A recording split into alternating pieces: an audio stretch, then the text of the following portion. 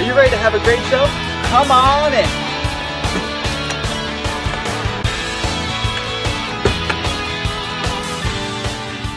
In today's show, we are going to focus on the two most forgotten parts of the 8 dimensions of wellness. Our special guest is a pro at helping people develop their skills to improve both their occupational and social wellness. Very few people realize that your message or voice is related to your overall wellness. Our first guest is the founder of SPEC, Introspective Communication Coaching, founder and host of a communication skills meetup called Connected, and certified NLP Master Practitioner. Joining us live on the road from all parts of California, I'd like to give a warm welcome to Rachel Randolph. Thank you so much for being with us, and how is your day going? Hi, Jason. Thank you so much for having me on, and my day's going superbly. You said you travel on the road a lot. So right now, how many places have you traveled while you're on the road? I started in Indianapolis, and I made it all the way to the Southwest and then up and down the entire West Coast. So I've been a lot of places. And it's like, what is a lot of places too? Like each city and every day is a new place, so it's hard to keep track. So you put a lot of miles on your van. I hope that van will keep you going for many, many years to come, actually. Well, I bought it at 42 miles and it has 13,000 now, a little over 13,000. So in the last 6 months, I've put in a lot of miles. Yeah. That's awesome. It's almost like an RV. Pretty much, if you explain to the people out there, you travel actually in like an RV van, not just a van, not like a hippie van, but like an actual RV van. Yeah, it's very converted. It's a luxury vehicle. I spent the money on it because I could. I saved up and I wanted to do what I would spend the money on, 50 years from now. So I cashed out my IRA and bought this van, and it's a 2021. So it's a long-term investment for sure. Anyone listening out there, if they need help with converting a van, call Rachel. I had a company do it for me out in Colorado. So if you need help getting your mindset right for living in a van or downsizing, that's what I can help you with for sure. And give you solid recommendations to who else can help. Yeah, because the van lifestyle is increasing. Tiny home lifestyle is increasing. Being a minimalist is definitely increasing. And pretty much a lot of people are interested in that, which is really nice, and you can get to be mobile. But speaking about mobile and communication, what made you want to become a communication coach? I saw that it was the common denominator for literally everything in my life. I saw that not just my external communication, like how I had conversations with people and who I networked with and how I was able to carry on and confidently speak my mind and opinions. It was my internal communication that really determined how that went externally. So the reason that I called my company SPEC, Introspective Communication Coaching, is because I found that my inside often results in my outside, and I thought a huge gap in the self-improvement and personal development industry was the gap between that knowledge, what you read, what you hear on podcasts, courses that you take, and actually applying it to your everyday life, especially in the realm of communication, which it so heavily requires. So I found it to be the cornerstone of pretty much everything in my own life, and then continued to see it play out, that it's the cornerstone of people achieving whatever it is that they want to achieve. We need each other. We need community. We need connection to live full lives. And so, if we're working on communication internally, improving it there will improve it externally and then improve our lives in turn. Yeah, everyone needs to be able to communicate, and that's the main problem. Most people don't really know how to communicate, and that's where you come in. Yeah. The one question I did have is, do clients enjoy going to your mobile office and you coming to them, or them coming to you, or meeting you at a park? Or I'm assuming that clients really enjoy that convenience. It's 100% virtual coaching. Oh, wow. Mostly because of COVID safety. So as I travel state to state, there are different regulations, and I found from 2020 into this year, the mobility is really just for me to be able to experience and live my life, and then travel around meeting different people who sometimes become my clients because we just connected. And then all of the coaching is completely virtual, so I don't have to be anywhere, and neither do they. Mostly for, again, COVID safety. Yeah, definitely COVID has put a damper on everyone's business, mine including and yours. And I know virtual is where everyone's traveling to, which is working really, really well for everybody. I'm glad you can shift in that direction, especially when you're mobile and being able to travel around all over the place. Yeah. What is your ideal client for your communication coaching? An ideal client is really somebody, is a psychographic, somebody who has tried everything, has felt that they want to improve communication, but also improve pretty much anything, their life, boundaries, empathy, listening skills, all of these things that kind of fall under the realm of communication, and have struggled applying what it is that they learn, what they know, what they're told, and not being able to bridge that gap between the knowing and the doing. So the ideal client is someone who has this aptitude to learn and has struggled with the application. Someone who feels maybe suffocated under life a little bit, knowing all of these things, a lot of noise, a lot of mental chatter, and not knowing how to clean any of that up and recognize what's important to say, what's important to do, and have the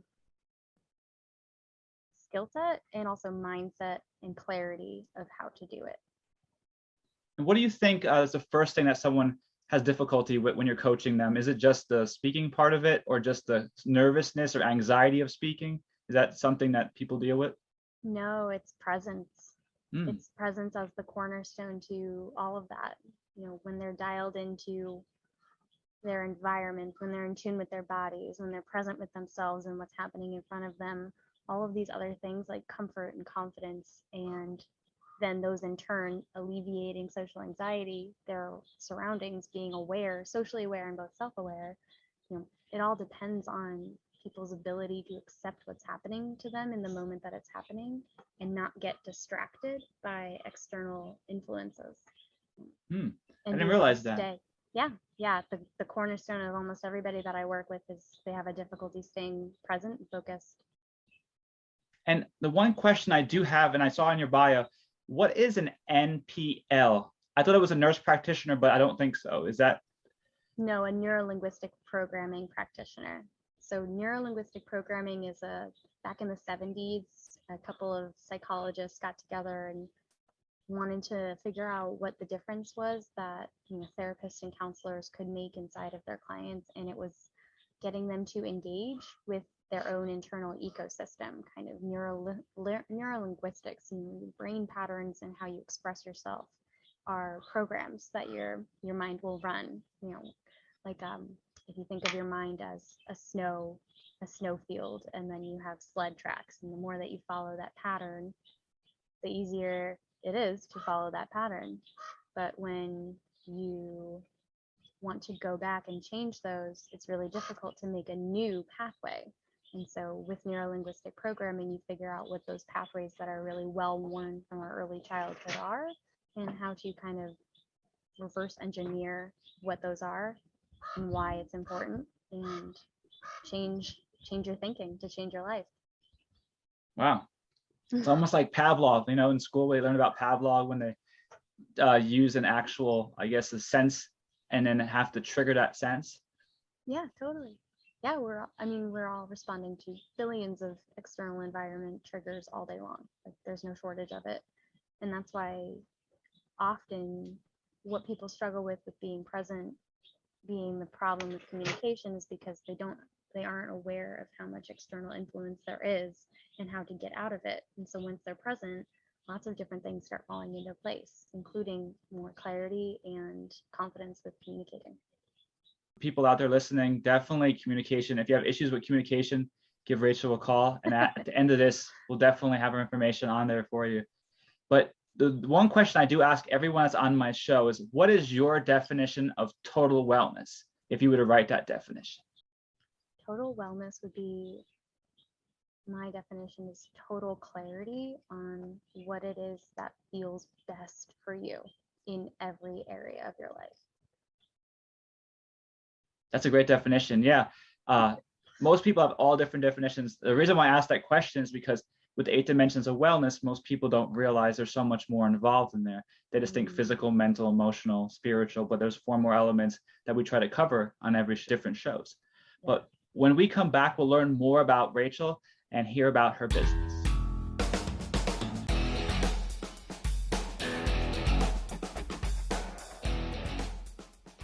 We're back here with Rachel talking about the importance of communication for everyday life to developing a successful business. In your bio, you mentioned that you were the founder of SPEC, Introspective Communication Coaching. For our listeners out there, what does introspective mean to you, and what is that type of coaching? So introspection to me is self-inquiry, and what it means for my business is when we're communicating, it serves us really, really well to know what we're thinking and feeling. And so the utility of self-inquiry is to self-source all of the answers and have perfect clarity of what it is that we are thinking and feeling, and how to express that comes more naturally when we're aware of it. So through introspection, we become aware, and through introspection, we self-source problems and answers, solutions to our problems. Because again, as the common denominator of my life, it only serves me best to be able to self-source the answers and solutions to my problems. If I have any problems, if I deem a problem, I am also the person who has the solutions. And so this self-induced clarity is what my coaching becomes. Self-induced clarity for how to communicate better, self-induced clarity for what it means to live a fulfilling life, not by my definition, but by my client's definition. Nice. That's real good. And what are the age groups of your clients? What's the youngest, and what pretty much is maybe the most wisest individual, the oldest? The most wisest. It has been the younger ones that are the most wisest, because they've come to me early on in their lives, seeing that this is a problem. So I would say that the youngest has been a young fella getting his PhD in science, and he wanted to learn how to communicate his academic knowledge with people who aren't necessarily in academia. So he was struggling relating to people and connecting with people outside of his work. And so he struggled with social anxiety. And so we unraveled that was the source, and that the pressure to be able to communicate with people actually withheld him from expressing himself authentically, because he was trying to fit into so many different, well, they won't like me if I am authentic. That's a very common thing that people are struggling with, and what gets in the way of communicating effectively is fear of being judged, fear of being misunderstood. And so when we unravel that fear and understand why it's there, it ceases to have so much control of us, taking us away from the present moment and the conversation at hand. So what tip would you give someone? Because I've dealt with social anxiety a lot. Even doing podcasts, I get nervous, but I try to keep my mind sharp and relaxed and breathe and just have a good time. What do you recommend for someone with social anxiety that would be listening and said, oh man, what is it one thing they can do just to start off their day, just to kind of take into the nice day and be positive? What would you recommend? What I recommend? I would recommend looking at it from what's in the way of feeling great about everything. Not that you should feel great. No, nobody ever got really motivated or had a fire lit under their ass by somebody saying, you should just feel great. You should just be yourself. You should just relax. It's kind of unhelpful. So my recommendation is to approach it from the exact opposite side and acknowledge that there is that fear in social anxiety, and it's sourced from the unknown. Okay, so it's unknown. That's what you're dealing with here. So what is unknown? What are ways to learn about the unknown? What are ways, and what's stopping you from embracing the changes or experience that you're having, or whatever it is? And then from there, with a little bit more clarity each time, maybe meditation becomes the thing that you stick with that helps you clear your mind. Maybe journaling. For me, I journal multiple times a day, everything. I need a place to put things because I experience social anxiety, which is one of the reasons that I started this. But I realized that my social anxiety came from the unknown and what I didn't know about people. And by unlocking all of these thoughts, I realized that nobody's got the answer to me figuring out me more than I do. And so it serves me to journal and understand all the things I'm thinking as I'm thinking them, and have a clarity about what actually things are, rather than just being scared all the time. I never heard of it put the unknown. That's definitely something that most people need to realize. And for myself as well, that's great. And speaking about your journal, I saw that in your bio, you just mentioned about the journal. That's my next question. Are you going to write a book about your travels and your journey, like a bio or something that would be people would enjoy reading from your journeys? I haven't really thought about it like that. I think the most important journey is the one that I go on internally as I experience new things. And so, we tend to think of journeys as something that happens externally, a grand adventure. But what I've found is the most grand adventure that I've been on in my 30 years, I just turned 30 last month, is the one inward. The journey inward has been the most rewarding, and it has not been determined by my location or how many people I have around me or anything. It's completely self-induced through introspection. So, I mean, no, I have not necessarily thought about writing a book about that, but I do have plenty of resources on in writing. I write a lot about this journey that I'm going on, it's very internal. Everything is from the inside out, which is how I structure my coaching, introspective communication from the inside out. And do you feel like this journey is something that you picked on purpose or something that you really needed to do? That's one big question. So a lot of people choose it for a reason, and living on the go is a great way to have less, I guess, responsibility, but also be able to focus on the big picture. Yeah, it depends on like what your definition of responsibility is. I have decided at some point that I had a responsibility to follow the breadcrumbs of my intuition. I had no idea what it was living in a van until a year ago, if that. It wasn't some lifelong dream. I never wanted to be remote or travel or do any of the things. Once I made the decision to start listening to myself, I continued to follow and make those decisions. And I removed myself from what other people defined as successful, what other people defined as happiness. And I created my own lane. And it just happened to be van life, but it could be living in Spain right now. I would have no idea. So it was definitely a decision to pay attention to what I felt compelled to do as I felt compelled to do it, and then communicate with those around me who would support what I needed to do. So through that, I never had any resistance to living in a van. I've never had any pushback. I've never had anybody say that I can't do anything. And it's not because I've been, blessed. I am very grateful for it. But I think it's because I've led myself, and people have no choice but to follow my lead or get out of my life. Yeah, no, that's what I'm saying. Like, I love the fact that you were able to choose something and go and run with it. And what I meant by responsibility is that sometimes you get so overwhelmed with the outside resources and things that you're doing everyday life that you forget what makes you happy. Mm-hmm. Sometimes a lot of people out there will keep doing, and not know why they're doing it. And that the fact that you figure that out is excellent. Yeah, and that's essentially what the coaching is that I've found is, communication is the expression of this, of what we feel compelled to do and what we want to do, and the wall that we keep hitting to doing it. And very often we need communication because we need people around us. We need support and empowerment and encouragement. We have courage because we get encouraged. And so it's a breakdown of why is that not happening, and what control do I have? What responsibility do I have over my life? And I teach people how to claim that and then communicate through it. Excellent.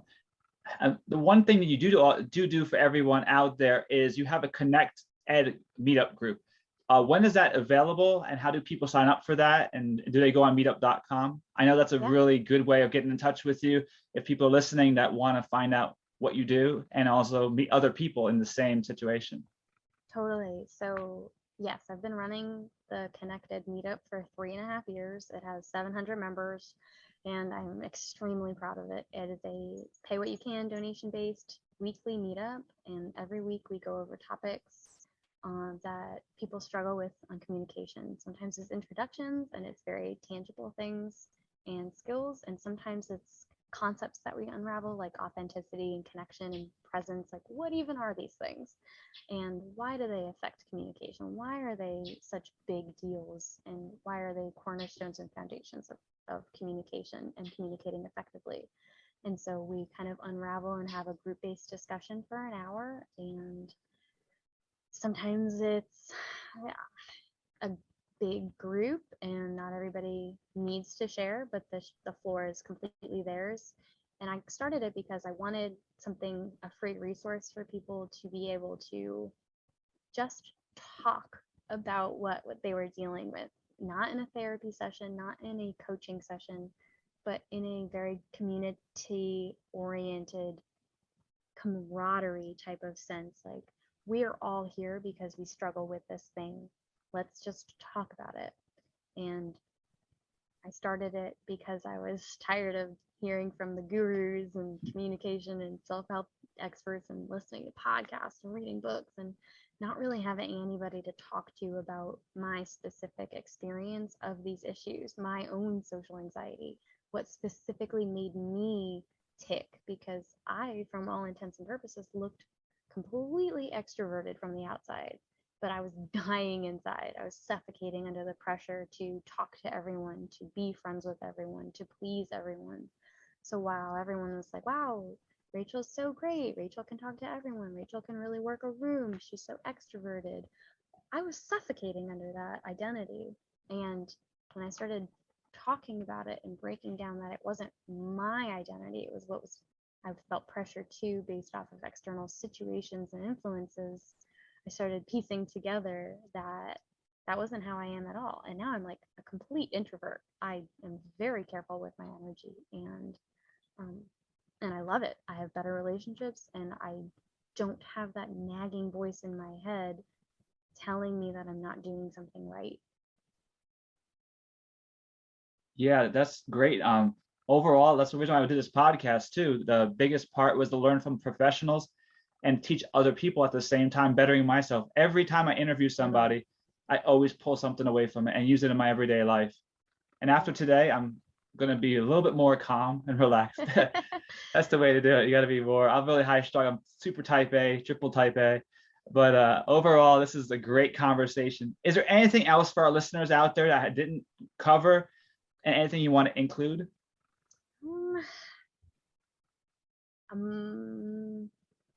I would say I'm starting to try this on, but recommending journaling, as you know, lots of people have resistance to it because they think that it needs to be a certain way, or they need to talk about they don't want to look back and see just how many bad days that they had. But every day is a new page. And have the habit. Every page is blank, and it really does, in a very visceral way, become a container for your thoughts and feelings, things that you can never say to anyone, or things that you must say to someone, and working out the bravery and the details of needing to say that.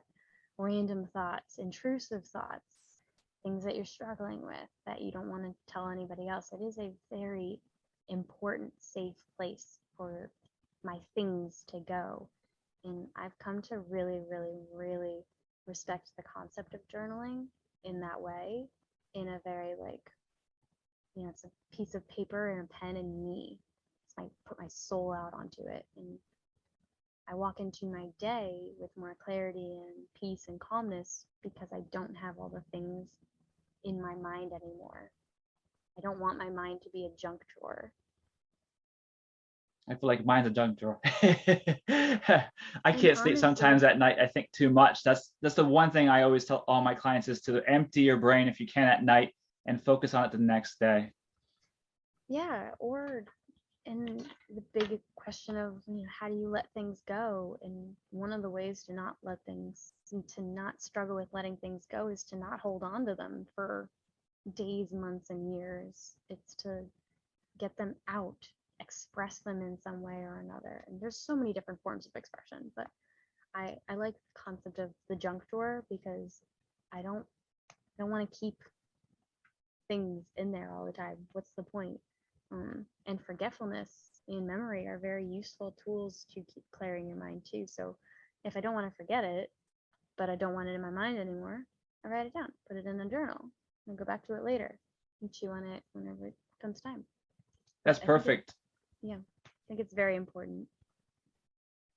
Yeah, super good. Like you said, writing it down is the essential. And I'm glad you mentioned that because a lot of people always try to hold everything in their mind and then never write it down. And for our listeners out there, how do we contact you and get a hold of you for your services and for people to actually help them with the communication? Yeah, so I would love anyone listening to just reach out via email and tell me what you're working on. And I offer a free 30-minute clarity call where I'll do a mind map and we kind of work out some of the initial kinks of what you're working on. So the best way to reach me is my email, hello@yourspeccoach.com, yourspeccoach.com. That's also my website, so you can go in there and read my blog, see what I'm working on, some new offerings. Right now it's just one-on-one coaching, but I am starting to offer different workshops. So I also have a Empowered Boundaries workshop coming up on October 14th that you can also see more details on. Other than that, my Instagram is a really great place to see some of my writing and my own kind of, like I talked to you about before, my own personal journey with introspection and how I actually, like how I literally apply it in my everyday life is all over my Instagram. It's like, I'm struggling with this right now, and here's how I'm working out the kinks. And my Instagram is just my name, Rachel Ann Randolph, and the Ann has an E. And that's also where you can reach me and DM me. I love getting DMs and hearing that you heard me on a conversation and reminding me of what I said. And then we talk about like how I got to what I said and why I said it and how I can help break that down for someone else. That's awesome. Instagram is definitely the way to go. And I have to do better with social media, but it sounds like you're doing a good job with that and keeping up with the people that are following you. Yeah, it's a very collaborative community because not because I like put it all out there or on the line. It's just that I think it's pretty obvious that I've made introspection a really big priority in my life, and I reap the benefits of being able to go in, do some digging, and then come out with insights. And that continues to serve me over and over and over again.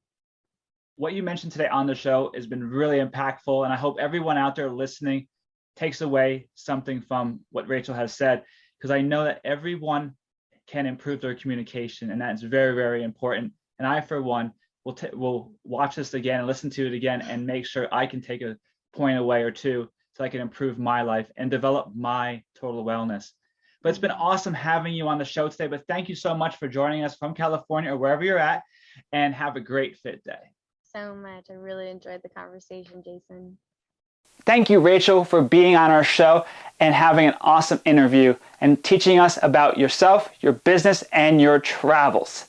But coming up next in the show, Rachel will be back cooking healthy vegetarian-style tacos from her converted RV van kitchen.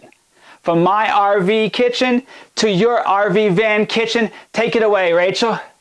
I cut up all of the things that we're going to be having in these tacos. I have red pepper, green pepper, some chickpeas, purple potatoes, white potatoes, onion, garlic. I like adding a little bit of the soy rizo from Trader Joe's. I'm also going to be adding in some of this organic carrot and cabbage mix because it just adds a little bit more volume to the taco mix. So I use this Coleman burner and a stickless Teflon pan and butane to heat. I always keep the window open when I'm using the butane because I don't want any of the fumes in my van. So we're going to heat these up. You can use a little bit of coconut oil if you want, but I just don't always feel like doing that. So while we're waiting for these to heat up, I'm going to put some of the cabbage in with this, and they're all going to cook at the same time. But I'm going to cook the onions, the garlic, and the potatoes earlier because they take longer to cook. Just toss that in. These are my favorite thing to make in the van. They're super easy, and on really sunny days when I can use my inverter. Today is kind of cloudy, so I don't want to take up extra power. I get out my George Foreman grill and make them into kind of grilled tacos, which isn't always an option. I'm cooking them at medium-high heat. And we'll talk about spices later.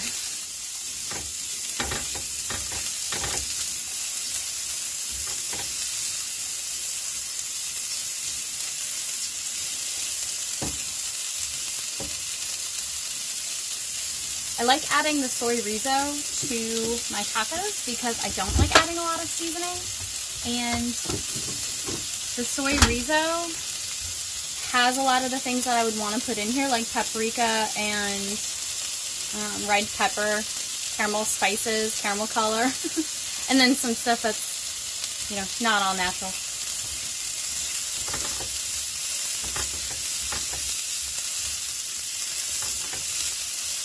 Okay, so my garlic's getting a little bit brown and my onions are translucent, so I'm going to add my potatoes. And I like these being kind of chunky because I like them kind of replacing the meat inside of tacos. And they give it, again, just give it a little bit more oomph. These potatoes take a little bit longer to cook.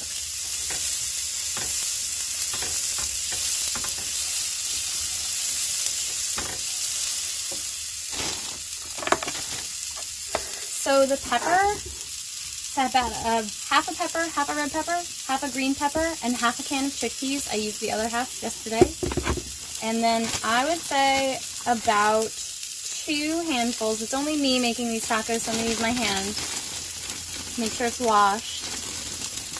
But about 2 handfuls of cabbage and carrot mix. And I will probably have leftovers. If you have big pieces like this, put them back or eat them or cut them up if you feel like doing it. I don't feel like cutting it up right now. Okay, how are my potatoes doing?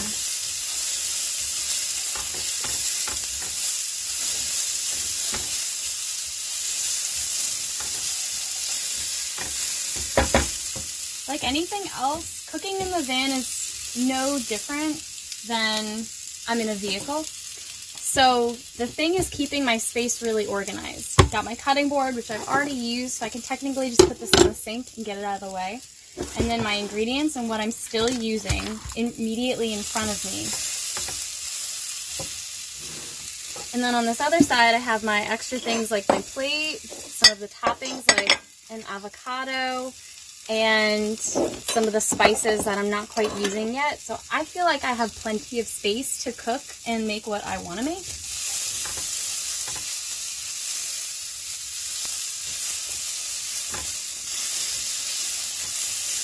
Okay, we'll be right back when the potatoes are done.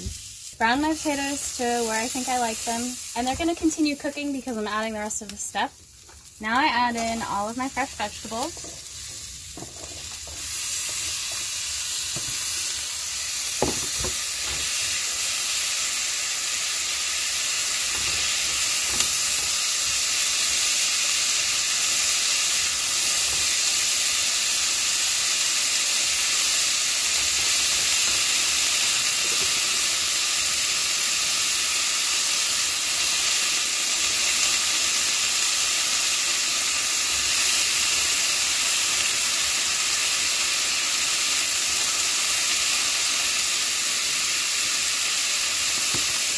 Again, now that we're done with this, I'm going to put it in the sink. Okay, time to sample.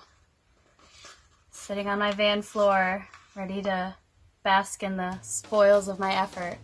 But look at how delicious.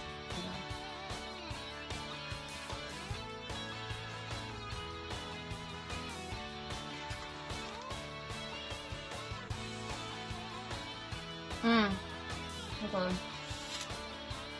So good. Thank you, Rachel, for cooking those awesome, healthy, vegetarian-style tacos inside your van. I know traveling on the go and cooking on the go is great for everyone out there that's watching. So just know that wherever you're at, you can eat healthy. Coming up next, I'm going to provide you with the Body Express wellness tip. Stay tuned. Hi, I'm your host, Jason Cronan, with the Body Express wellness tip. Today we're going to work on toning those arms when you're on the go. I'm inside my RV fitness studio that I travel around to people's businesses, homes, and the park to get people in shape. But you don't need all that. Maybe the movie stars have it, but you don't need that. What we're going to do is just work with elastic bands today. For the first thing you got to do is pick a band that's good for you. And this is a great band, about a medium strength. They're all different colors and different thicknesses. But we're going to start off by standing up. We're going to step on the band with one foot, whatever preference you have. And we're going to step down with the right foot on top of the band. Make sure you step on the band and make sure it doesn't pop back up at you, so you have a sturdy foot. And the left leg back, right foot stepping on the band. Make sure you consult a doctor before you start an exercise workout plan. First thing we're going to do is make sure your foot's on that band. We're going to work our biceps and then our triceps. Palms are going to be facing up. And you're going to hold on to the band and you're going to curl and do a bicep curl. And let's do 10 of those. And 1. You're going to breathe in deep on the way down.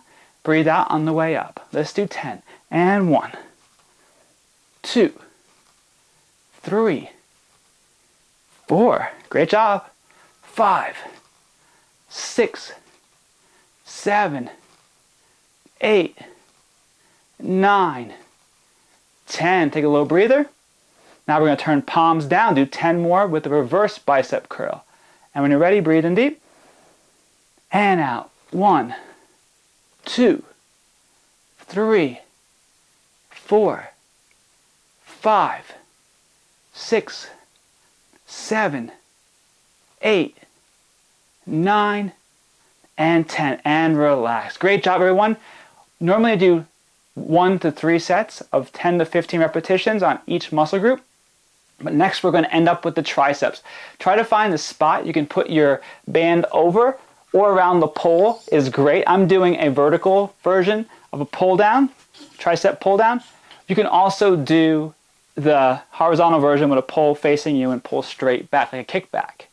But if you're in a hotel room, you can bring one of those loops that go over the door and latches in the door and close it and lock it. But make sure it's the door is facing inward, so when you pull on the door pulls against the door jamb, not the other way around. What we're going to do now is grab the bands, palms facing down. I'm standing sideways so you can see me. Elbows in tight. You're going to breathe in deep, and as you breathe out, pull straight down like a robot. Bend those elbows and pull and breathe out. Breathe in, keep your stomach in, back straight. There we go. Let's do 8 more. And count down. 7, 6, 5, 4, 3, 2, and 1. Excellent work, everybody. Appreciate everybody staying tuned and watching how to use elastic bands as the Body Express wellness tip.